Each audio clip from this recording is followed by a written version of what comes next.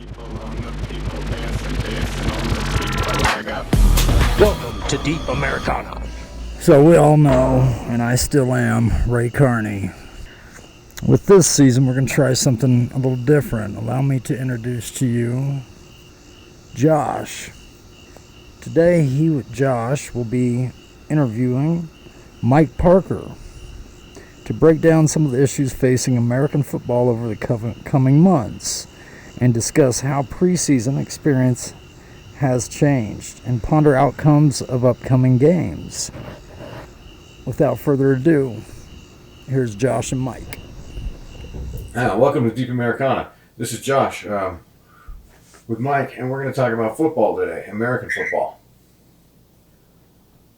All right, and starters, we'll start with Super Bowl, which obviously was won by the Kansas City Chiefs in rather dramatic fashion, coming back to win, down 10 points in the fourth quarter. What did you think about that game, Mike? It was a good game. Typical Shanahan, though, like in the Super Bowl, like run up the score quick and then do absolutely nothing. Like, oh, there's still another quarter of football or another half of football to play. Right. Yes, of course, and where Shanahan was the offensive coordinator for the Atlanta Falcons during Super Bowl 51, where they gave up a 28-3 lead against the Patriots in the third quarter and fourth quarter. And the Patriots came back and won in overtime. Classic game. But yeah, we've actually seen a fair amount of comebacks in the Super Bowl in recent years, and we saw the Chiefs come back from deficits in 3 straight playoff games, including the Super Bowl. And that was pretty impressive. Hey, Patrick. What was it? Tennessee? They were down 21 against Tennessee, I want to say. If I remember correctly, it was like they were down 21 points against Tennessee to start that game as well. Well, they were certainly down considerably in that game. And I can't remember if it was 21 or 24 points, but they were way down, and they came back in that one. They came back big against Houston as well. Yeah. But those comebacks, plus just his overall skill ability, led to Patrick Mahomes getting the biggest contract in American professional sports history. Yeah. Do you think he deserved it? I think the team did a really good job on giving him a team-friendly contract. I think his agent probably could have worked something that was a little bit more friendly for him, or for Patrick Mahomes and his agent. But I mean, at the end of the day, the guy's getting $500 million, so it's pretty friendly for him as well. Yeah. And, Patrick Mahomes understands he can't take all the money, Yep. I mean, it never worked for, Tom Brady never took all the money, and the Patriots won 6 Super Bowls, and then he left and said, I'll take money elsewhere for a couple of years if he'll even end up playing that long. We'll see. Yeah, I mean, with COVID, like, at Brady's age, with COVID, if he sits out a year, would he even come back? I mean, I can't imagine that. I mean, I really think at this point they're going to end up playing games in some way, shape, or form. They're going to have some form of an NFL season. I think the players and the owners they're really trying to work together to get something that everybody seems comfortable with in terms of testing and all that. But, you bring up a good point because they're still planning on having a normal NFL season. And a lot of these places probably aren't going to have many fans. Some of them, I think they might try to get a few people in. And if there's good social distancing involved, I suppose it's probably, not the end of the world. My concern is, people going in and coming out of the, the areas or whatever, because that's where it's tight, But I mean, there's probably, and there's a way to do it, just like everything else, you know. So I mean, I'll be shocked if they end up canceling the season, to be honest with you. But Yeah. I mean, there were a lot of huge acquisitions in the offseason that many teams made. What do you think is the most interesting? The Gronkowski coming back. I think he lost a lot of muscle mass, a lot of size, and I'm interested to see how they use him because I don't think he's going to come back to be the blocking animal that he was in New England. He's going to be Right. a big receiver that they're going to try to get a matchup on with a cornerback that he can just muscle around. That's a pretty fair assessment there. But I think Gronkowski, being out a year, that plus you got to keep in mind they're not going to have a regular preseason this year. They might play. I think they're talking now maybe one game, maybe no games at all of preseason, which means that it'll take him longer. It means it's going to take all these newer guys longer to get in tune with their offense. New players are just going to have a little bit more trouble than they would under normal circumstances because they haven't had the normal off season. There were no mini camps. I mean, I'm sure they're still getting, information from their coordinators and their coaches and stuff, but it's just not a regular off season, and football is is a sport where attention to detail is so important in terms of, what your assignment is, what your route is, who, where you're supposed to throw the ball to, And where I think all that stuff. a longer preseason can help some players, quarterbacks. I think it can help quarterbacks as long as they're working with their receivers and finding the timing patterns. Whereas I think a lot of, with especially like linemen, it hinders their season because they get a lot of linemen get better as the season goes on. Where with skilled players, I feel like it just creates a bigger risk the longer the season. I mean, obviously linemen get hurt the longer the season goes on as well, but I feel like in the beginning, getting the line to work as a cohesive unit isn't as easy as it is getting the timing patterns between quarterback and receiver down. Yeah, I can agree with that assessment. I also think that, I mean, really the only thing we have to compare this to in recent times would be 2011, where they had the lockout pretty much the whole off season, and I can't remember if they ended up playing preseason games or not that year. But I mean, I remember that there were some serious numbers put up offensively early in that season, and it kind of. I think there were 2 or 3 quarterbacks that year with over 5,000 yards, and that had never happened before. You'd had like 1 or 2, but never. I mean, Cam Newton in his opening game threw for 400 yards as a rookie. That's not common. And speaking of Cam Newton, what do you think about the Patriots picking him up this offseason? I'm really excited to see what McDaniels can do with a mobile quarterback.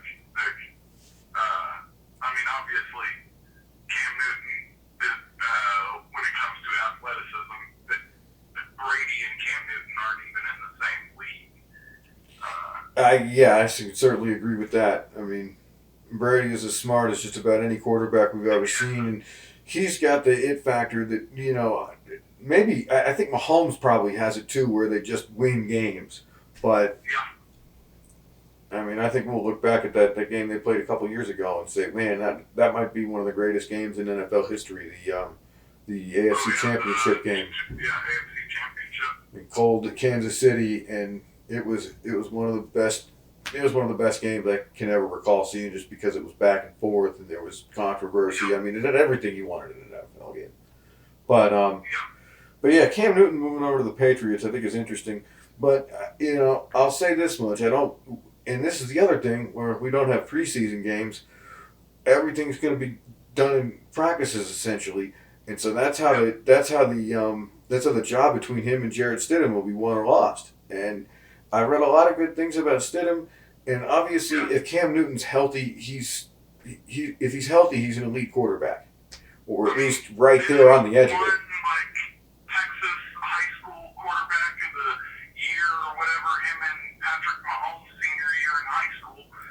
So I mean, they both went to the state of Texas, or were high school quarterbacks in the state of Texas, and Stidham got Texas State quarterback player of the year or something. Another quarterback I'm excited to see what they're going to do is Teddy Bridgewater. Yeah, because he'll be playing. Let's see, who's he playing for this season? He's playing for Carolina, right? Yeah, and they've got a new coach, and so they've got a fresh start over there in a lot of ways. But they've also still got the running back. I can't think of his name at the moment. Yeah, Christian McCaffrey, absolutely, and he can do everything. So he's a special player. Yeah. I've just always liked Bridgewater, even when he was in college at Louisville. I've just always thought he was just a tough quarterback. He's a tough quarterback. It's had a really to get rid of the ball, and I see a lot of that in Bridgewater as well. he's had a really tough NFL career in terms of injuries. But I mean, he's played some solid games, and I think he'll do well in Carolina. But it's so much harder to predict this on this season with just a lack of knowledge. But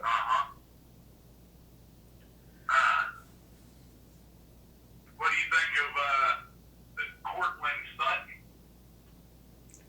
Who? The new receiver, Cortland Sutton. He's a new receiver for the Denver Broncos.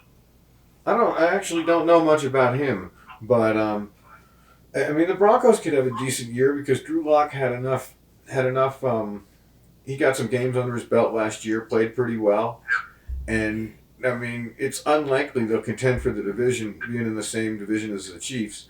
But I think they've got a decent shot at a wild card spot, and unless again they change this, I think they did change it where we'll get 7 NFL teams per conference in the playoffs, an extra wild card team. Yeah, if it's not this year, it's definitely next year. But I'm pretty sure this year. First and second, seeds will get a bye. That first. No, it'll just be the first seed, because the second seed will play the worst wild card team.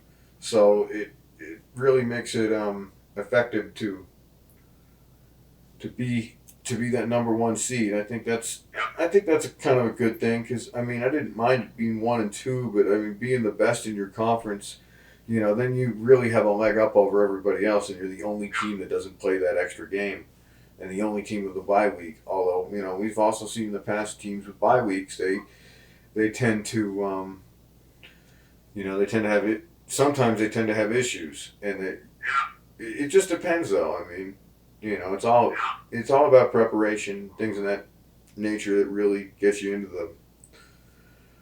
I mean, if you're on a roll, sometimes you want to just keep playing. Other times, 1 week can be the difference between your starter starting and your starters missing a game because they're still injured from the season. So it just depends on the scenario.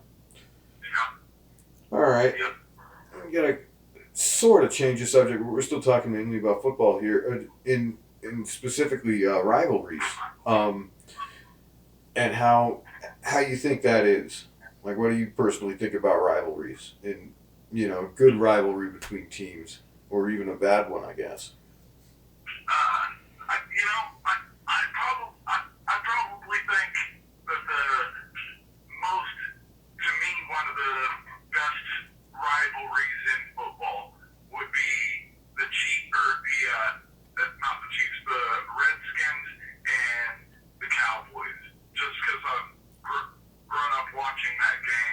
Yeah. Every Thanksgiving, Of course, the Redskins have not changed their name to, or they haven't, or they haven't changed it yet, but they will no longer go by. We now refer to them as the Washington Football Team until they have a better name. yeah, but haven't come up with the new name. Yeah. Oh no. I mean, historically, I think you can't just. I mean, I can't. I don't know. They can't just completely wipe away history, and so.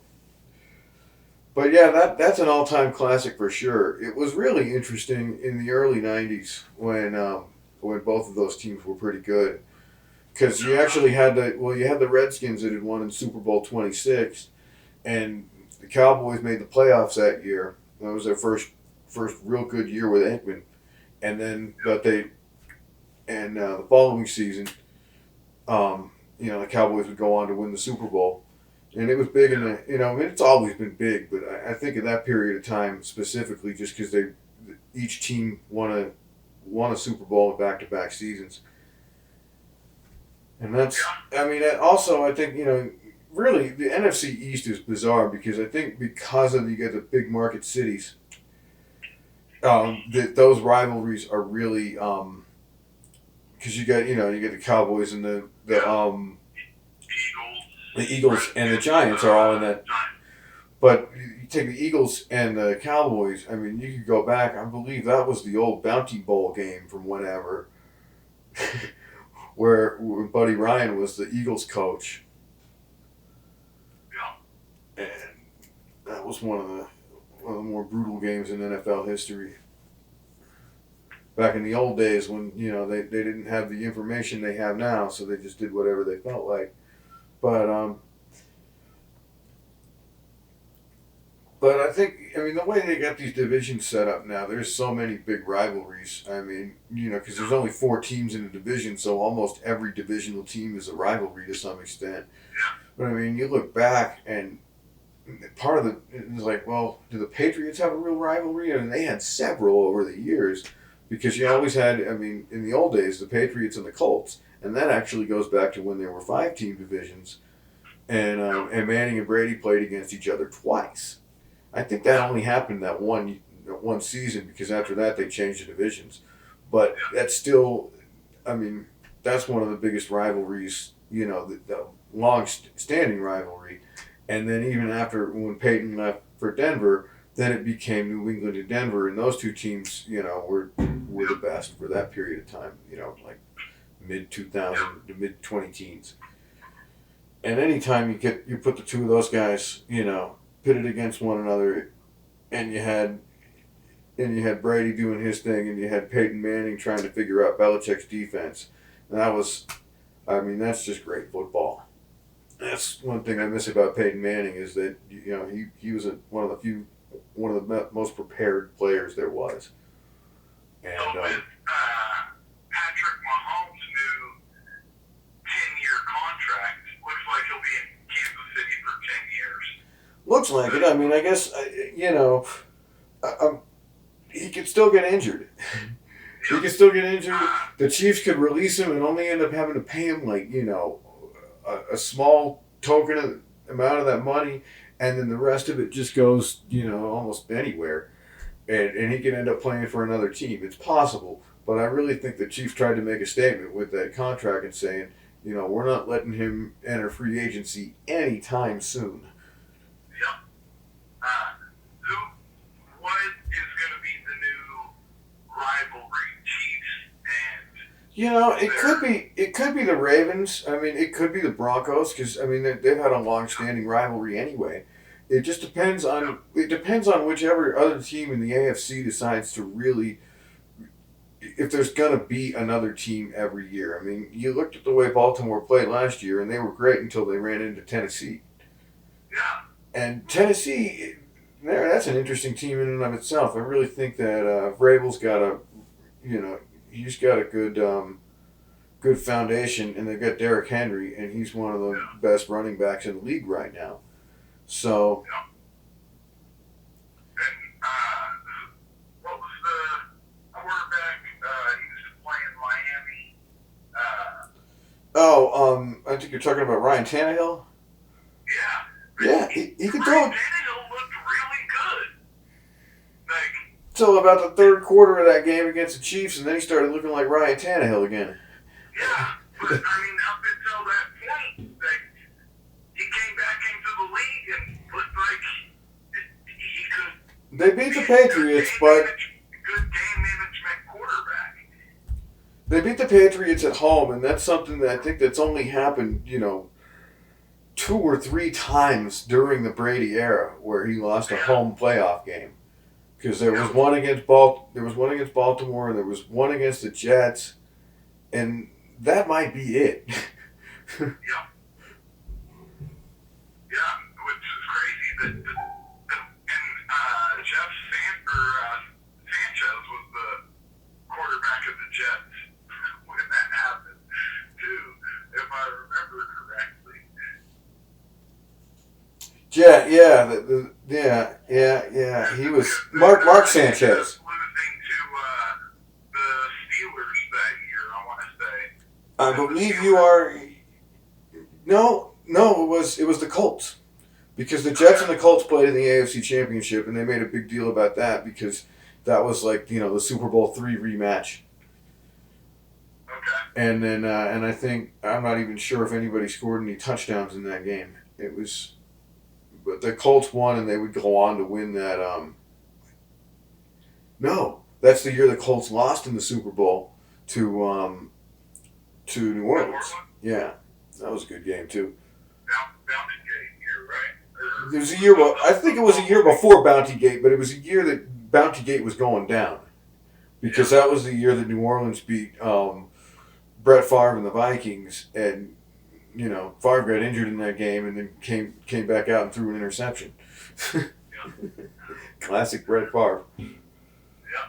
Especially later into his career, he's one of the greats. He's in the Hall of Fame now, and deservedly so. But yeah, I mean, probably one of his greatest games is that game after I think it was his father passed. I think he threw like 5 touchdowns that game. I'd have to look it up. But yeah, I mean, that was a wild one, and that really captured the nation's attention. And that was back when Monday Night Football was still Monday Night Football, and not what it is now, which is like, well, we'll just kind of throw some teams out there that aren't very good. And I thought I saw something, though, where they might change that in the future, though. And maybe even flex games to Monday night, which would be interesting. Yeah.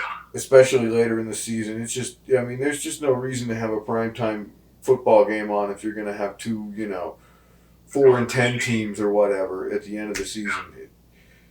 It's just not, it's not good for, especially if you're going to have another game on Sunday afternoon or whatever, which is a big game, and it features, a 10-2 team against a 2-10 team.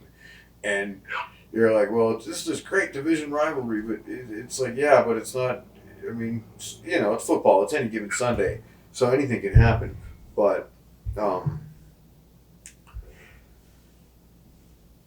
I think that more flex games would be better for the league later in the season. I know it logistically it's not ideal, but they do a lot of that sort of thing in the Premier League in England, and where like a couple weeks before the games they kind of decide what's going to go into what time slot, and everything else gets put in at what they call the 3 p.m. Saturday time slot, which is like the traditional time to play real football. But then that goes all the way back to like the 1800s or whatever, where guys would get off work early from their mining jobs or what, because people in the 1800s had some pretty horrible jobs. But they got off in time to watch their games on Saturday at 3 p.m. and but anyway, but they do. Yeah, more flex games would be great, at least in my opinion, and I think most fans would agree. Especially, I mean, like moving a game to Sunday afternoon, like I can understand why it could present conflicts, but especially in a season where it's highly likely you're not even going to have that many ticket holders inside the games, now would be the best time to do these sorts of experimentations and put up the best games so more people can watch them without having to buy the Sunday ticket or whatever, which is, it's expensive. Yeah. Have you heard anything about like rule changes during the off season? I think I read about a couple things that they might do. I can't remember if that thing passed or not about like changing the way they do kickoffs or whatever, but I don't think it passed. Well, they were talking about like, it was not kickoffs, but it was specifically for onside kicks, and that instead of onside kicks, they were going to do something else. But it'd be like a 4th and 15 play from the. One chance at a 3rd and 15. Yeah, I think it was a 4th. From their own 25 or something like that. Yeah, I think it was a 4th and 15, but yeah, one chance. So it wouldn't. Yeah. The down would honestly not matter if you're only given one chance, and if you don't make those 15 yards, then the other team gets a ball in a pretty precarious position where Yeah. your defense is already on their heels. So that's it. See, and I really like that. I think that would be a good rule change, and it would really spice things up. I think you'd start seeing a lot of teams going for that in close situations where they wouldn't necessarily go for an onside kick. Yeah. Especially if you have a quarterback like Patrick Mahomes and great receivers. The way it's one chance for 15 yards, let's roll the dice. The way it's set up right now, I mean, since they've changed the way they do kicks in the last 5 or 10 years, however long, I can't remember exactly, but I mean, they did it for safety, and I generally think that they're trying to make football a safer sport, even though it's when you got it's still like football. It's danger. You got guys with giant helmets on. It's not running full speed into each other. Yeah, and it's just there's a level of danger, and guys get paid a lot of money, and they understand that danger. But I appreciate the fact that they're trying to make the most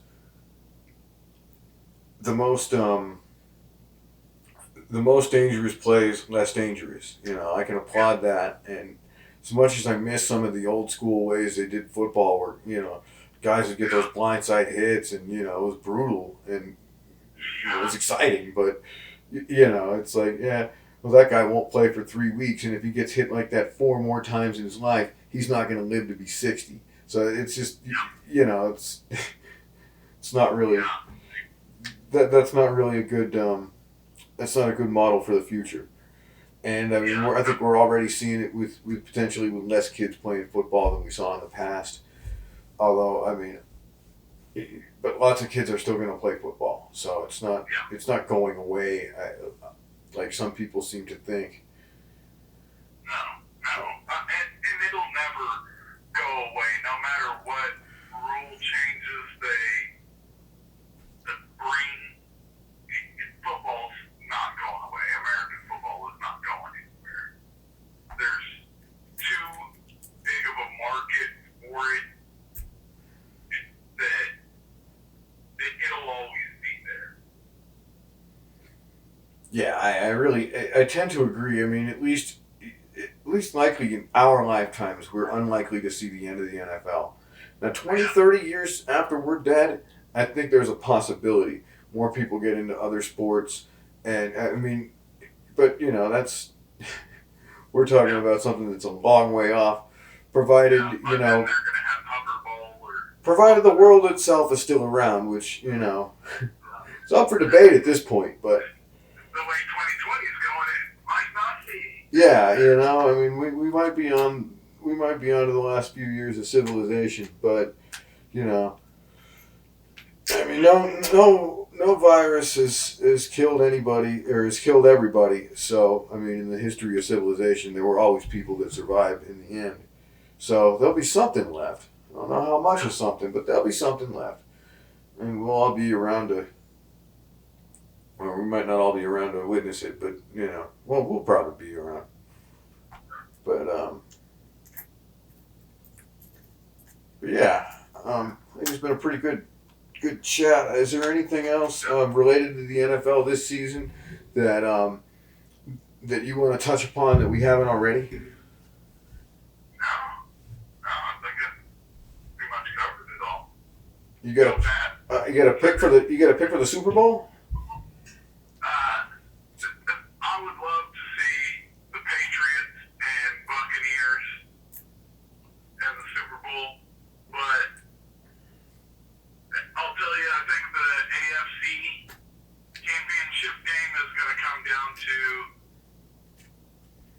Kansas City, Baltimore, Denver, New England. A mixture of those four teams in the AFC will be who the AFC is represented by in the Super Bowl. I don't know which one, but it will be one of those four. That's a pretty fair bet, I would guess. You got anybody from the NFC, you think, besides Tampa Bay? New Orleans. I mean, Yeah, I think we might see something out of Green Bay next season as well, personally speaking. But I mean, you know, and Seattle's going to be a good team. Seattle, as long as you got Russell Wilson, there's a chance. yeah, he's like Mahomes. He's just a playmaker. But if I were gonna pick, I mean, we might see Kansas City, Green Bay next year. But you know. But yeah, my dream matchup is the same as yours. If we got to see Brady play against the Patriots in a Super Bowl being played in Tampa, that would be completely insane. Because we've never seen, the home team has never played in the Super Bowl. The closest was the Rams in '79 or 1980, I guess, when they played the Super Bowl. But and that was, they were, you know, in the same basic region. And then you also, because they played at the Rose Bowl, but that was not their home stadium at the time.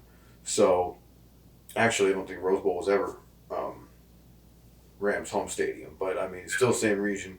And then a few years later, you had the Niners. They played in Palo Alto at Stanford's home stadium, which was actually kind of neat because, you know, Bill Walsh had coached there too. And that should have been a better game, really. Super Bowl 19, I think it was. 19, yeah, it's 19. But I guess on that note, we can wrap this up. It was a real pleasure speaking to you again, Mike. You too, John. And you take it easy out there in Idaho and wherever you've been. And you be safe out there. Bye. Take care, guys. And with that, that's a wrap for Josh and Mike. Have a good evening.